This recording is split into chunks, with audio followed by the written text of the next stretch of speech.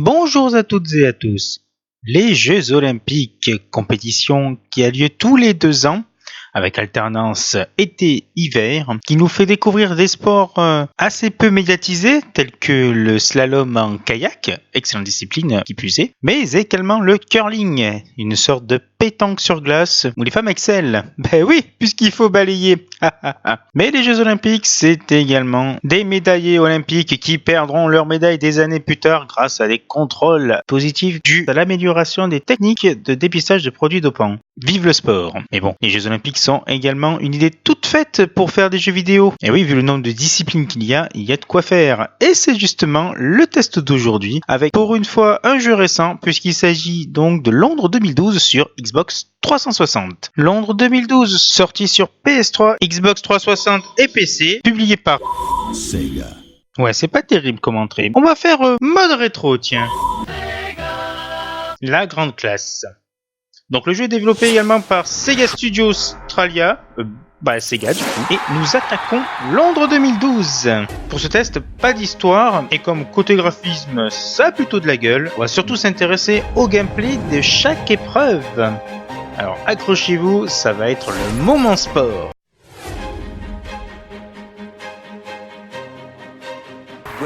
Et on commence par le 100 mètres, 200 mètres. Avec le 100 mètres, c'est le même gameplay. Les contrôles sont simples. Dès que le parté est affiché, appuie sur A pour se lancer.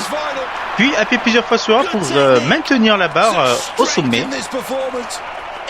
Et un petit coup sur le joystick gauche vers le haut pour casser.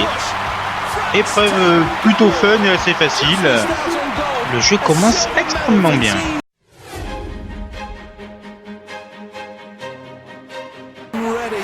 On passe maintenant au centimètre et là, comme le 100 mètres, dès que partie s'affiche, on appuie sur A, puis continue à appuyer pour rester dans la bonne partie de la jauge. Et pour passer les haies, il faut pousser le joystick gauche vers le haut. Et à la fin, toujours le joystick gauche vers le haut pour casser. Là pareil, une épreuve assez simple et assez plaisante. En distance, c'est du tout bon.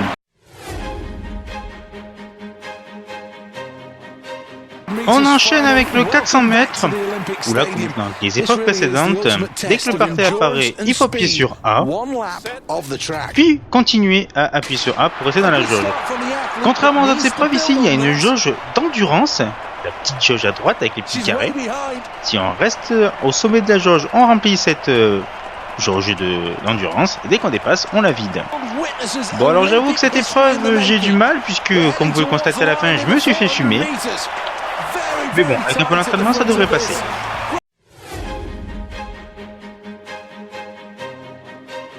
On passe donc au lancer du disque. Pour démarrer, il faut bouger le joystick droit vers la gauche. Puis dès que les petits cercles apparaissent, bouger le joystick gauche un coup vers la droite, un coup vers la gauche et un coup vers la droite. Puis sélectionner l'angle avec le joystick gauche. Et voilà ce que ça donne. Pas loin. Pour personne, c'est une épreuve assez facile, juste du bon timing, notamment pour l'angle, sinon ça finit en faute. Continuons.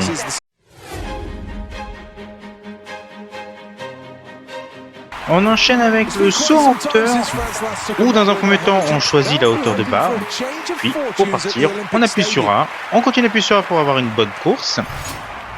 Et près de cette petite marque, on choisit un angle avec le joystick droit. Bon, ça c'était une barre d'échauffement sur une vraie barre, voilà ce que ça donne.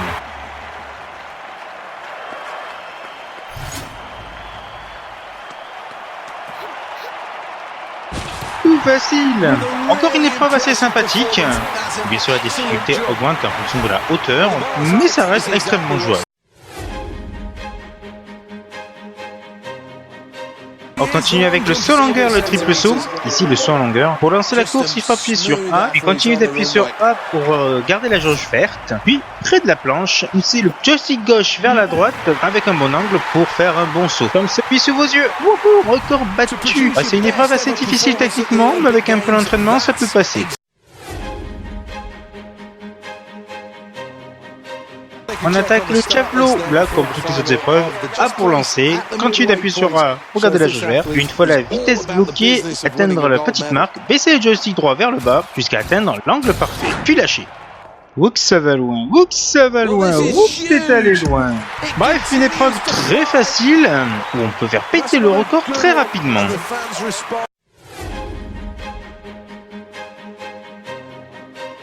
On finit l'athlétisme par le lancer de poids. Là, c'est tout simple.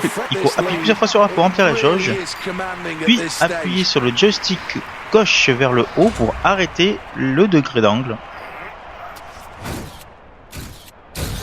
Et voilà ce que ça donne. Là encore, c'est une épreuve assez facile à maîtriser où les grosses performances peuvent se faire dès les premières parties. La partie athlétisme est donc terminée. Nous allons passer aux épreuves suivantes qui sont les épreuves de natation.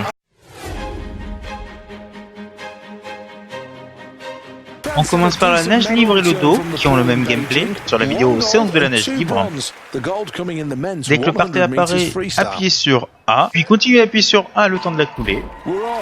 Et par alternance, amenez le joystick gauche et le joystick droit vers le bas. Plus efficace étant que le bras soit tendu pour ramener le joystick. Sinon, on a l'impression que le joueur se noie. Lors du virage, il faut appuyer sur une touche, soit le plus efficace, et continuer d'appuyer sur A lors de la coulée, puis accélérer jusqu'à l'arrivée. Il s'agit surtout d'une épreuve de rythme, où on a très vite fait de perdre les pédales, mais dans l'ensemble, une fois l'habitude prise, ça se joue bien. On passe maintenant à la brasse et au papillon, avec la brasse sur l'écran, donc le même principe que la nage libre au départ. On appuie sur A au moment du parté, puis appuyez plusieurs fois sur A pour la coulée. Et pour la nage, par contre, c'est les deux joysticks gauche et droit à baisser en même temps. C'est la seule différence qu'il y a entre le brasse et le papillon et la nage libre et le dos. Également pour les virages, il faut appuyer sur la bonne touche, continue d'appuyer sur A pour la coulée, et on accélère jusqu'à l'arrivée. Yeah! Record personnel battu! Bon, comme le 100 mètres et le dos, des épreuves plus rythmiques que techniques. Pareil, une fois le rythme acquis, ça va assez vite.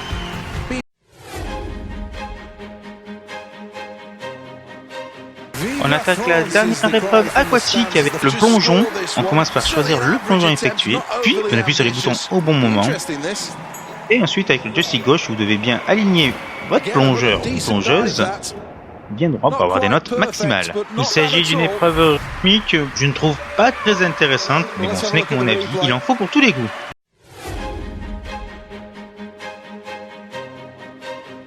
On enchaîne avec le pistolet 25 mètres vitesse. Les contrôles sont très simples. On vise avec le joystick gauche et on tire avec la gâchette droite. Alors si le premier round est assez facile puisqu'il y en a 8 secondes pour atteindre les 5 cibles, le plus intéressant sont les derniers rounds puisqu'il faut atteindre les 5 cibles en 4 secondes seulement. Une épreuve assez fun où on se prend pour Lucky Luke à la fin. Et perso, mon épreuve préférée.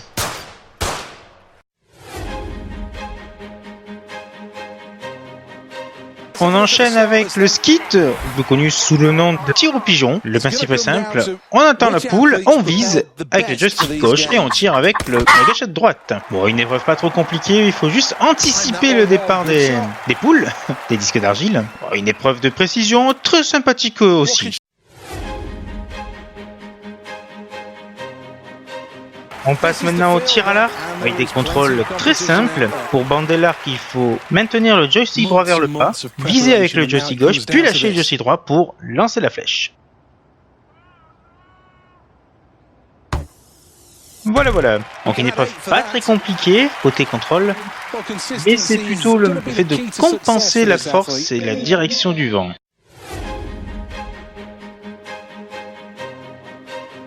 On passe maintenant au trampoline. Le gameplay est le même que celui du plongeon, à savoir on choisit un programme et on exécute des figures en appuyant sur les touches au bon moment. Il faut donc aligner 8 figures pour terminer le programme de trampoline. Alors c'est comme le plongeon, ce n'est pas une épreuve que j'apprécie énormément, mais bon, chacun ses goûts.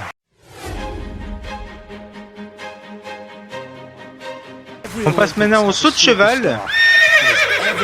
Non, non, pas celui-là. Le gameplay est similaire au plongeon trampoline. Dans un premier temps, on choisit donc un programme. La petite différence, c'est une course d'élan réalisée en appuyant plusieurs fois sur A, en gardant la jauge en vert, puis ensuite enchaîner en appuyant sur les bons boutons. Bon alors déjà, je ne suis pas fan de ce type d'épreuve. En plus, je me vote toujours comme un flanc. Franchement, c'est peut-être pour l'instant la pire épreuve que j'ai eu à faire.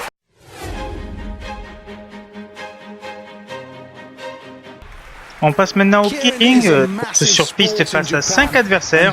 Donc les contrôles sont simples. On appuie plusieurs fois sur A pour accélérer. On maintient A pour garder vitesse de croisière. Puis on utilise le joystick gauche pour se déplacer. Et pour se frayer un chemin au travers des concurrents. Bon, c'est une épreuve assez sympa, très tactique surtout. En effet, il faut gérer l'endurance de votre cycliste et ne pas se dévoiler trop tôt sous peine de se faire rattraper.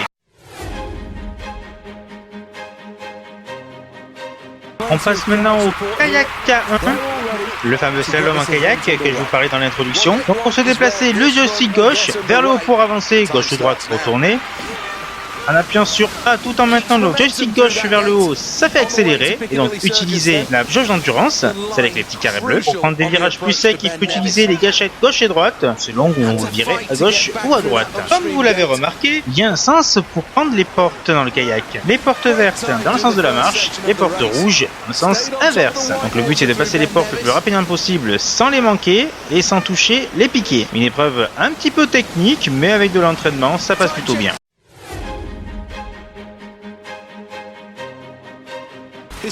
On passe maintenant à l'aviron. Là, les contrôles se jouent uniquement avec les gâchettes. Il faut appuyer donc sur les gâchettes pour ramer et lâcher pour que les rames reviennent. Donc le plus efficace, c'est quand les bras sont tendus.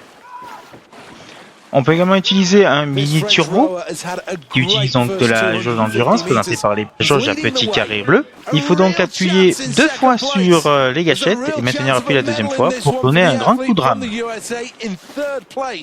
Si cette épreuve sur le papier n'a pas l'air compliquée, personnellement je me fais toujours avoir sur la fin, seulement que je tarde trop à ramener mes rames. Quoi qu'il en soit, une épreuve assez sympa avec un peu d'entraînement.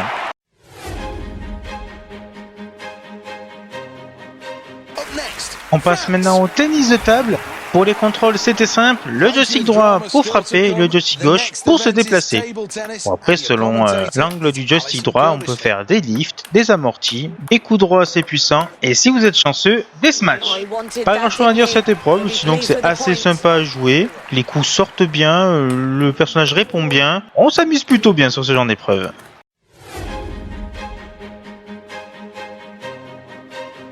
On passe maintenant à l'haltérophilie côté poids lourd. Donc dans un premier temps, on choisit le poids à soulever. Ensuite, on appuie plein de fois sur A pour accueillir la puissance avant que les deux jauges se rejoignent. On appuie sur les 2 joysticks vers le bas puis vers le haut et on appuie plusieurs fois sur le A pour continuer à soulever la barre. Il s'agit de l'épreuve la plus bourrine du jeu vu qu'il faut marteler les boutons 2 fois, première fois pour accueillir la puissance, la deuxième fois pour garder la barre vers le haut. Alors ce n'est que la première épreuve de ce type qu'on a rencontrée. Imaginez-vous que dans les vieux jeux c'était tout le temps comme ça.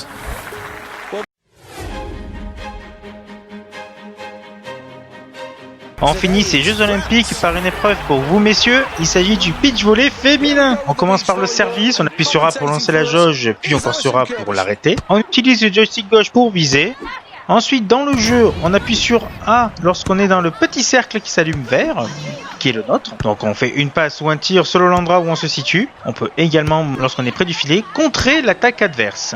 Donc c'est une épreuve assez simple et assez tranquille par rapport à l'haltérophilie précédemment. Le seul souci de cette épreuve, c'est l'intelligence artificielle qui des fois fait un poil n'importe quoi. Pour conclure sur ce Londres 2012, de mon point de vue, c'est un excellent titre. Pas mal d'épreuves variées, pas mal de gameplay varié, pas du bourrinage de manette, du moins pas trop. Bref, que des points positifs. En plus, ajouter à ça un mode Jeux Olympiques, un mode multijoueur, bref, un excellent titre, quoi qu'on en dise. Voilà, c'est fini pour ce test très long de Londres 2012. La prochaine vidéo sera un test un peu plus classique. D'ici là, je vous souhaite une bonne journée et bon jeu. Salut!